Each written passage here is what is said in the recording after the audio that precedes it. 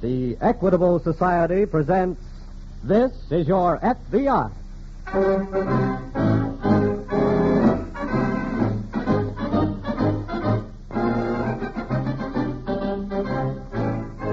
This is Your FBI, an official broadcast from the files of the Federal Bureau of Investigation, presented as a public service by the Equitable Life Assurance Society of the United States and the Equitable Society's representative in your community. To your FBI, you look for national security, and to the Equitable Society for financial security. These two great institutions are dedicated to the protection of you, your home, and your country.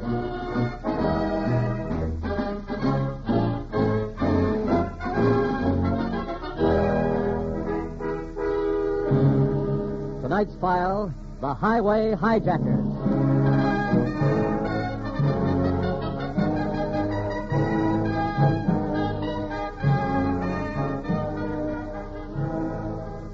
With opportunities for black market operations rapidly vanishing, the professional criminals who won distinction on that field of dishonor during the war are now carrying out their own programs of reconversion, which is one of the reasons for the increase in robberies and hijackings over the country. The ink is barely dry on tonight's case, telling of your FBI's encounter with two criminals who discovered recently that a certain road in the Southwest offered rich profits for highway robbery.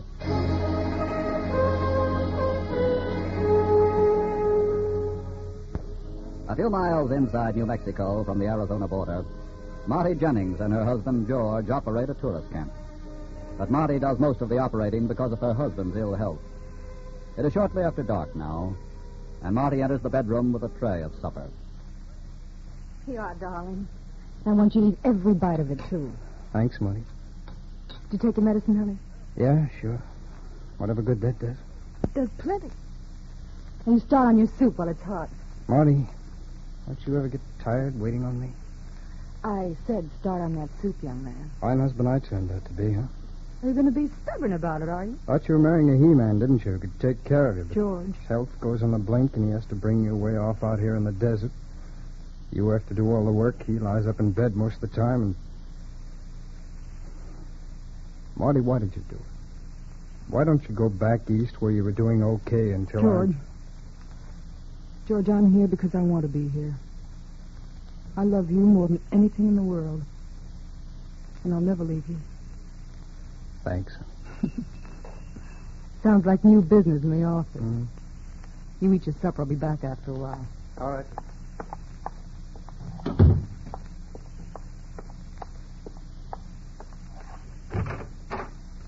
Good evening.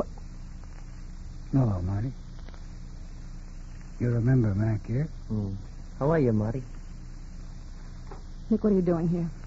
We come to see you. How did you know where I was? Well, after you'd done that run out, we did a little checking up. Heard you'd married yourself a sucker and come out here. Yeah. What's the matter? Ain't you glad to see us, Marty? Why did you come here and what do you want? We figure you owe us a little favor and we come here to collect. Nick, I don't want any more of that life I was mixed up in, and you know it. But Marty, Nick don't want I'll to... do the talking, Mac. There won't be any more talking, Nick. The only good break I ever got was a chance to play it straight with a guy like I'm married to. And nothing's going to get a chance to mess it up. They tell me he's got bad lungs. But he's going to get well out here. They also tell me that worry is the worst thing in the world for people with bad lungs. What are you getting at? Mac and I are out here on business, and all we want is one of your cabins for headquarters. Now, look, Nick, I just got through telling And you I that... just got through telling you that worry is bad for that husband of yours. Now, either we get the cabin or he gets the whole story on you. Well? Marty, can I help you? George, you get right back... Just a minute, lady. Did you say you had a cabin for us? Or not? Yes. We'll take care of you.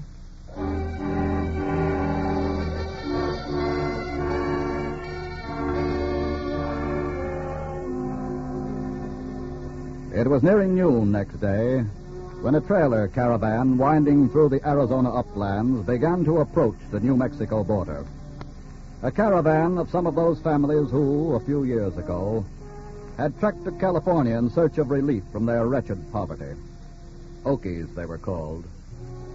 Today, thanks to years of good wages in war plants, they're rolling homeward in droves, for the first time in their lives adequately fed and clothed, and carrying a few $1,000s in savings, which at last to buy their dreams, a piece of good land all their own. Most of them travel in caravans for mutual protection. But as this particular little caravan rolls along, Sarah Barlow doesn't feel too secure. I tell you, John, I just don't like traveling across country with all this money hid under the seat. Now, don't fret about it, Sarah. That's why everybody going home travels together like this, 'cause it's safe that way. Well, maybe I wouldn't feel so skittish about it if we wasn't the last in line. Oh, somebody's got to be last. Yeah, I suppose so, but just the same, I Now, wish stop your worrying about it. Just think we're going to be home in about 3 or 4 days. Home, Sarah. Kind of does something to you when you think about it, don't it? Yes. Yes, sir, those old green hills are going to look good to us this time, Mother. Because instead of scratching around on top of them and going hungry, we're going to have a piece of rich land down in the valley and a good house. And we can look up at them and see how pretty they are. Oh, it'll be wonderful, John, just wonderful. Look at that car speeding around that curve, Sarah. Why, that looks like the same one as passed a while back. Yeah. Look at them cutting over in front of us. But, John, they're waving to us to stop. There must be something wrong up ahead. They're getting out. Ah. What's wrong up ahead, mister? I say, what's the trouble? Look, John, they got pistols. Huh? All right, you. This is a stick-up. Oh, no. Give me your dough and make it fast. Oh, John. Quiet, And don't Sarah. try any stalling. Now, listen, I mister. said don't stall. I'm not stalling. Sure, we got money, but let me tell you something. Shut up and hand it over. No, I won't, and I'm not telling you where it is either. All right, pal. You asked for it. No, wait, please don't. I'll tell you where the money is. Sarah. Mister, we worked years to save that money so we could buy it. Oh, no, John. Shut up, lady. You get the same thing.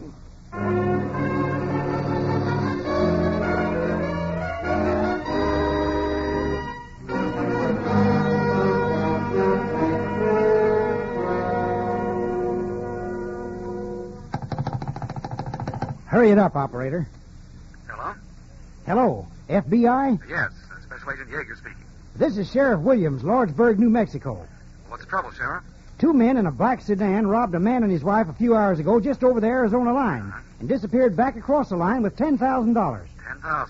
Yeah, they were the tail-end car in one of those Okie caravans. Money they'd been saving for years. Well, I've been wondering when this would start. There's been a lot in the papers about those caravans. One of the bandits knocked a man out with a gun, but the doctor here in Lordsburg patched him up all right. Well, where's the man now? The caravan's stopping here the rest of the day and night.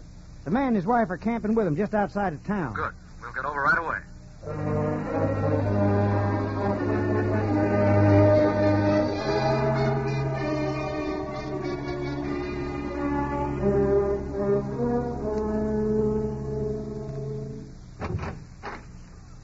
That you, George? Yeah. How was the sunset? Huh? You went out to look at the sunset, George. Oh, yeah. Yeah, it was beautiful. Marty, Yeah. those 2 men who rented a cabin here last night, What about them? who are they? How would I know? Their names are on the register over there. Well, what I meant was, did you talk with them at all? No, not much. They said they were from the east. They're looking over ranch properties, I think. Well, did they tell you that? Why, what's the matter? A rancher stopped by a little while ago on his way back from Lordsburg. Yeah. He said 2 bandits robbed a couple in an Okie caravan today just over the line in Arizona and got away with over $10,000. Oh, that's terrible. Well, George, you don't think... All I'm thinking right now is that the 2 men in that cabin back there sure drove back here in an awful hurry this afternoon.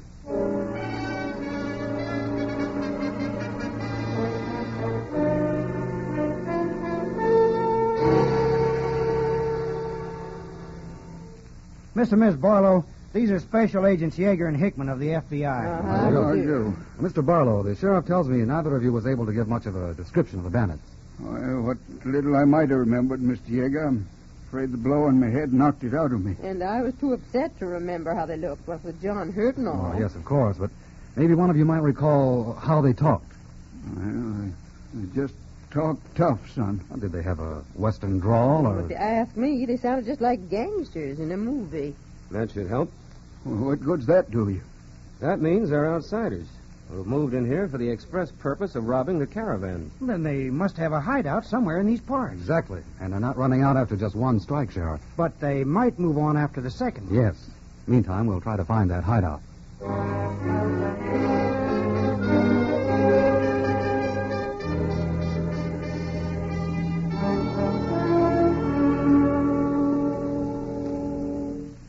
Marty?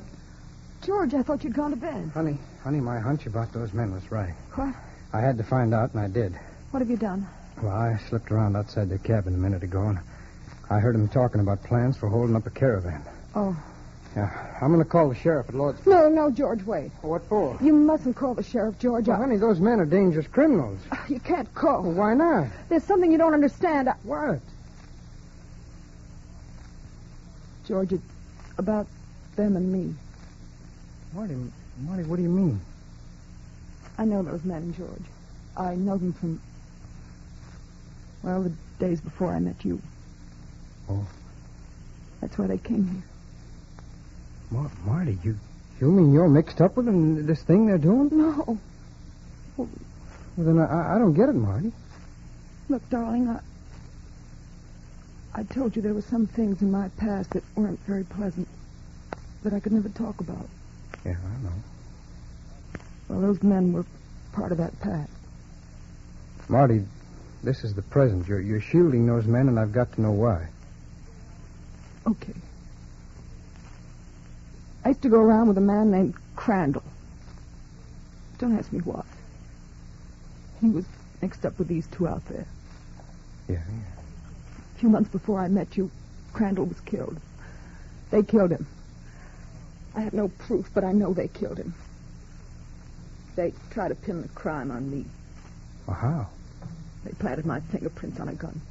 The police arrested you? No, nobody was arrested. They just held that over me in case they were ever picked up for the crime. And holding it over you now. They threatened to tell you. They knew that you were sick, and that I didn't want to upset you. Oh, baby. I didn't know what to do. Darling, look, I love you. I don't care about whatever happened in the past. Are you sure? Sure. Now can I call the sheriff? I'll call him. Hang up that phone, Marty. What? Mac thought he saw this husband of yours snooping around, so I thought I'd better find out why. So you did? Yeah. Marty, I said for you to hang up that phone. Honey, let me have that phone. You keep out of this. Let me have it. Okay, punk. Operator. You asked for Operator. No!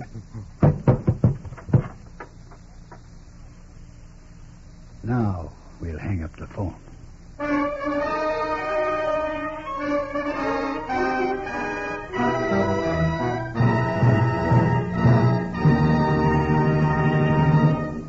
You've just heard the first half of the FBI file on the Highway Hijackers. As you know, the action took place in New Mexico and Arizona, states renowned for starlit nights. But other stars, imaginary stars on maps, hold special interest for members of the Equitable Society. Let me tell you about them. Suppose you were to take a big map of the United States and start putting stars on every spot where funds of the Equitable Life Assurance Society are invested.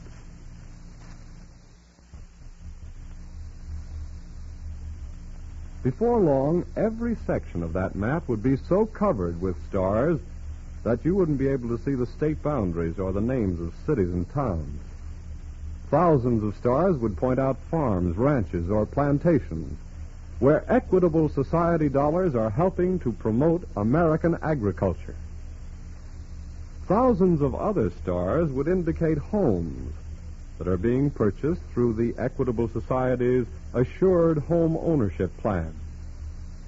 More stars would mark industrial plants, large and small, in which Equitable Society funds are now invested. there would be stars on steel mills and power plants, on railroads and textile mills, on coal mines and refineries.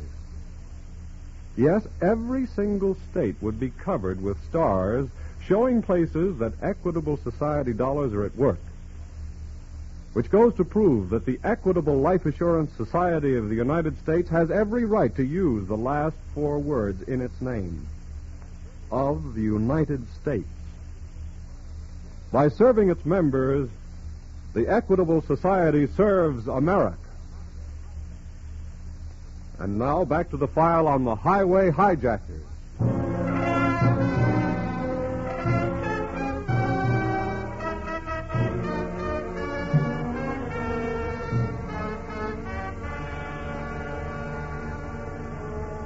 When there are no clear-cut clues to a criminal's identity, such as fingerprints, physical description, or even microscopic evidence that may be developed in a laboratory, the FBI agent is forced to improvise his own methods of ferreting out his quarry as he goes along.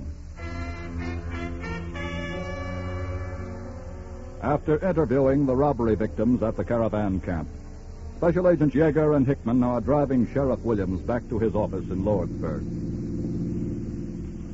Well, what's your next move, Mr. Yeager? We'll start looking for the bandits' hideout. This is pretty big country. Well, since we're convinced that our men are Easterners, that'll narrow the search down some. How do you mean? Well, they wouldn't be likely to go in for roughing it in caves or hills if more homey comforts were available. Oh, I get you. Sheriff, Mm-hmm. what's the tourist camp situation around here? Well, Mr. Hickman, there's 3 or 4 between here and the Arizona line, and a few more from there on to Sunset that I know of. That'll do for a start. You really think they mean to strike again? I hardly believe they'd come all the way across the country for just one job. Otherwise, they'd have figured out a way of robbing a whole caravan at once for a big haul, instead of just taking the tail-end car. That sounds reasonable. Mr. Yeager, here's my office right here. Oh, okay. What time you aiming to start checking on the tourists? Right now. Oh, tonight, huh? Well, every minute counts. We want to locate that hideout if we can before they strike again. What can I do to help? Well, right now, just stay where we can reach you. We may need a lot of help in a hurry. Now, I'll be ready.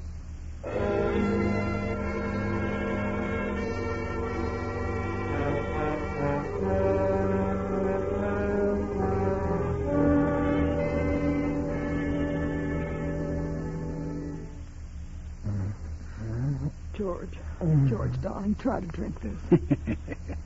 No, ain't that sweet? Please, Nick, leave us alone. Look, the guy is going to be okay. I give him a very light drink. That's right, darling. It's like what you might call a sample, you know. Next time he don't get off that easy. There'll be no next time. Now, look here, Marty. Hey, Nick, somebody's here. Somebody's where? Just drove up outside. 2 guys. You stay in here, Mac. Okay, Nick. Marty, you go in the front office. What for? You run the joint, don't you? Things have got to look normal. Suppose it's the police. You got to get rid of them without telling them anything, you understand? And if I don't? I got this gun, baby. And if it has to go, well, George takes it first. Now get in there and play it straight. Okay.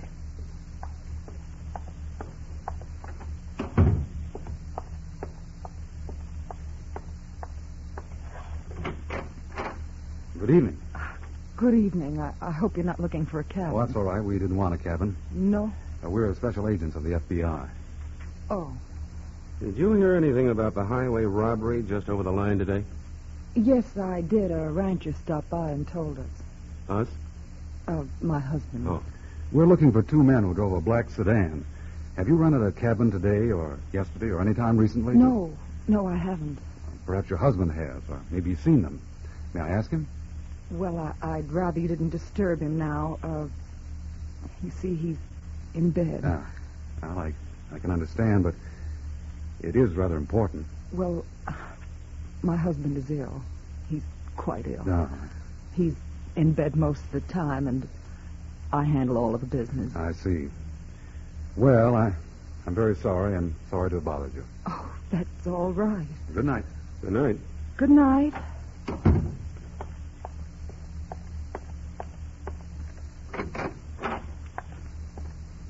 Nice going, Marty. You know who I was doing it for. Don't you worry, Nick. You're going to get yours soon enough. Maybe, but not out here. What do you mean? The way things had turned out, I decided to pull one more job tomorrow and head back east.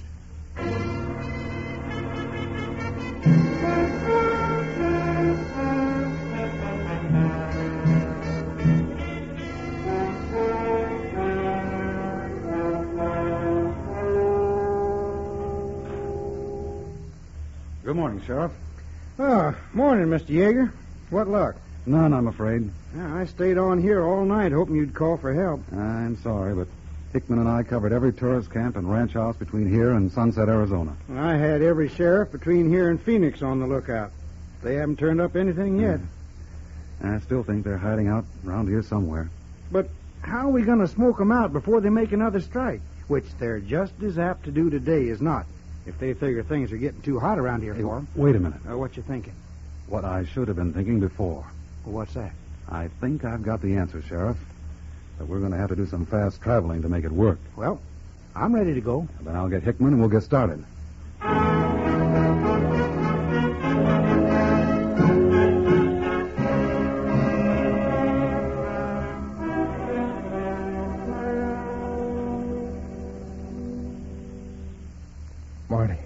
Marty. I'm right here, darling. Well,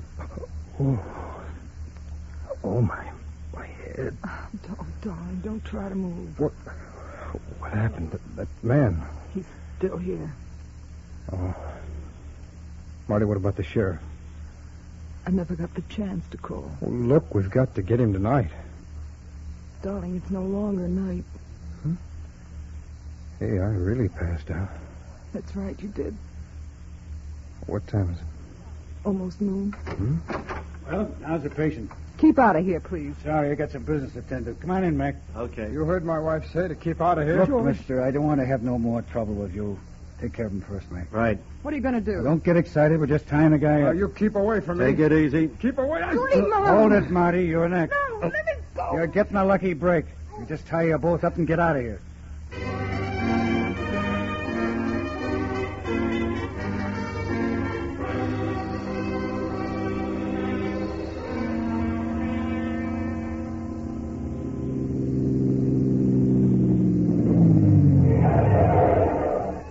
Caravan's coming about 2 miles back down the road, Nick. How many cars? 14. Most of them got trailers. What's bringing up the rear? A car with a trailer. And the driver's the only one in the front seat. How many in the trailer? I couldn't see. All right, move over, Mac. Let me take the wheel. Okay. We swing the car around the curve a little further and head it this way. Then when the caravan starts coming around, we'll count off 13 and move in.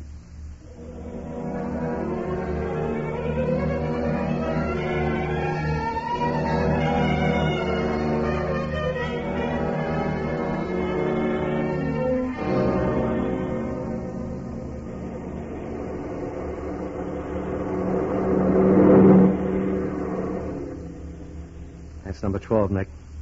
Yep. And here comes 13. Next one's our baby, Nick. Better move the car across the road and block it. I know.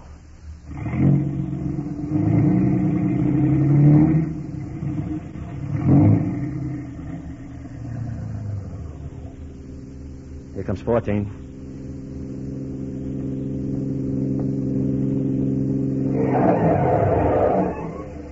Hey there, what's the idea?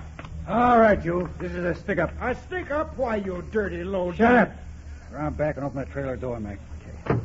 We'll save you the trouble. What? Drop those guns, both of you. What the... Cover that man there, Bob. What's going on here? Well, you might call this a double stick-up, mister. Only our part of it is legal. The man at the wheel is the sheriff at Lordsburg. Sheriff? And we're special agents of the FBI. Come along with us.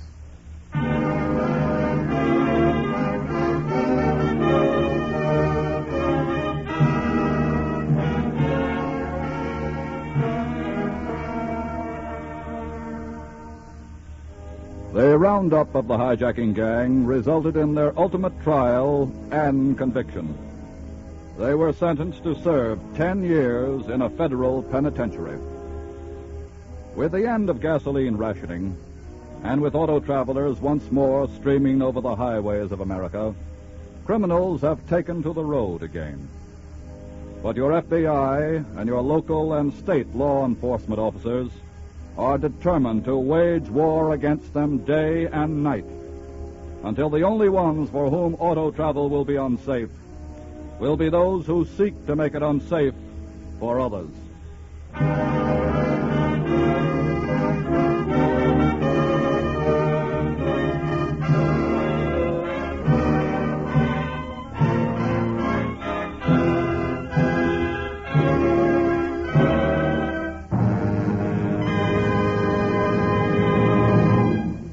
Before hearing about next week's thrilling case from FBI files, imagine for a moment that you're a kid again. It'll help you to understand a message from the Equitable Society. This week at the Equitable Society, I heard a young veteran talking about cellar doors. He was holding a picture of a white colonial house in his hand, and he said, "You see that cellar door? Well, I used to slide down one like it when I was a kid. And now my kids are going to slide down one, too." You see, I lived in a house like that until I was 10 years old, and I've always thought it was a swell old place. Well, after I got back from France last month, I looked around and was fortunate enough to find a new house very much like it. Of course, I had to have a mortgage, and I guess it was my lucky day, because on that same day, I heard about the Equitable Society's home ownership plan. Well, I signed up right away for an Equitable Assured Home Ownership Loan. So next week, you'll see me teaching my little girl how to slide down a cellar door. Well, you know, no matter how often we of the Equitable Life Assurance Society of the United States hear stories like that, we never grow tired of listening to them. After all, that's our business in the Equitable Society, helping to make dreams come true, helping ambitious men and women reach their goals, starting young married couples on the road to an assured future, helping fathers and mothers send their boys and girls to college, bringing peace and contentment to old age. Yes, this week and every week for 86 years, the Equitable Society has been building security for you, your home, and your country.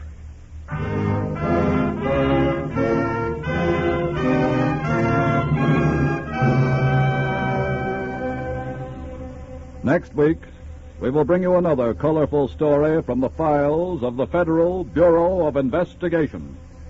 The Sorrowful Swindler.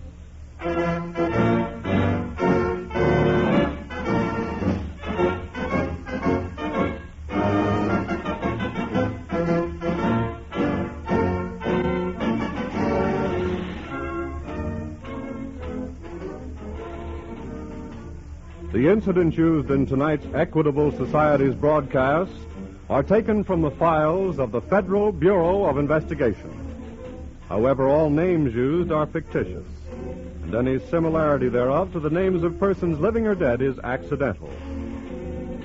Programs in this series of particular interest to servicemen and women are broadcast overseas through the worldwide facilities of the Armed Forces Radio Service.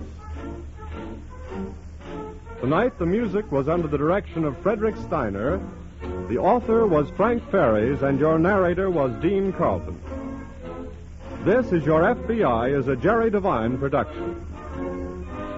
Now, this is Carl Frank speaking for the Equitable Life Assurance Society of the United States and the Equitable Society's representative in your community, and inviting you to tune in again next week at this same time, for This is Your FBI.